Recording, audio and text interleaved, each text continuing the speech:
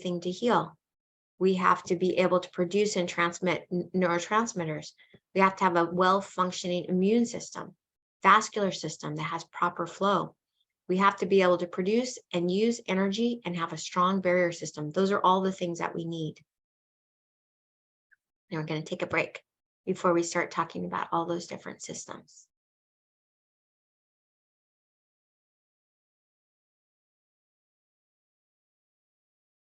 So now we're talking about the systems that impact cognitive decline. Methylation. So methylation is one of the processes in our body that basically just means you're adding a methyl group to something. And so this is required for DNA. And part of it, one of the things that's been pretty highly studied is homocysteine, where we know that if we get a high homocysteine, we're going to have brain atrophy. It's very inflammatory. If we get a high homocysteine, it's going to be very hard on the heart. And so homocysteine is a demethylized product. Basically, the opposite way of saying that is that methionine is methylated homocysteine. And I'll show you in a second the chart so you can understand that a little bit better. So methylation is not only like adding a methyl group, it needs it needs helpers. And when it has these helpers to get the methyl group attached to something, then what we're going to do is be making vitamins. We make amino acids, we make neurotransmitters, we make hormones, red blood cells, DNA, RNA, antioxidants. Methylation is super important for loads of activities in the body. So we talked about the neurotransmitters.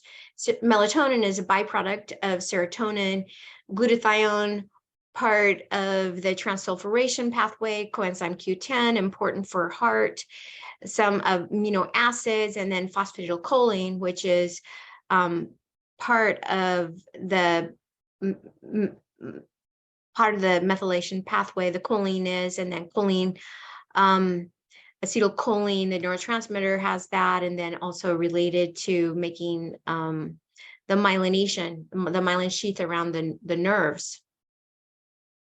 So the thing that helps to methylate, which is to say, to donate the methyl group to another substrate, are the B vitamins, betaine, choline itself, and then SAMe.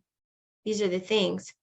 Now, everybody nowadays knows about the different SNPs. So single nucleotide polymorphisms, that's a mutation or variant, genetic mutation or variant.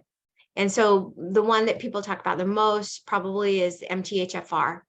So the MTHFR mutation 677 can impact homocysteine production. So that if you have heterozygous, so that means you have one variant and one normal from your mom and your dad, then you'll have 40% reduced activity. And you're gonna, if you have homozygous, which means that you have a variant from your mom and your dad that is not, well, it's a variant, right? So it's a mutation. So this will reduce it will reduce the methylation of homocysteine by 70%. And so you'll have a very high homocysteine level. I'm going to show you the picture. It's going to make much more sense. So here's the MTHFR. This is the folate cycle right here. This is the methylation cycle. Here's homocysteine. Homocysteine is when it becomes methylated, that's when it's methionine. It switches its name into methionine. Methionine is a methylated homocysteine. So if you have a MTHFR 677 SNP, then it's going to slow down this process right in here. This is the B12 or cobalamin process. So it can have its own SNPs that slow down, speed up. And so homocysteine will have a hard time getting up here and becoming methylated to become methionine. if there's an MTHFR SNP.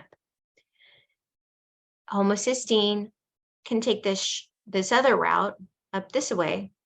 If there's a BHMT SNP, then this also can be slowed down, or with the MTHFR, MTRR SNPs, it can just run this pathway too much, so it can't keep up with it. And so anyways, you're going to still end up with a high homocysteine.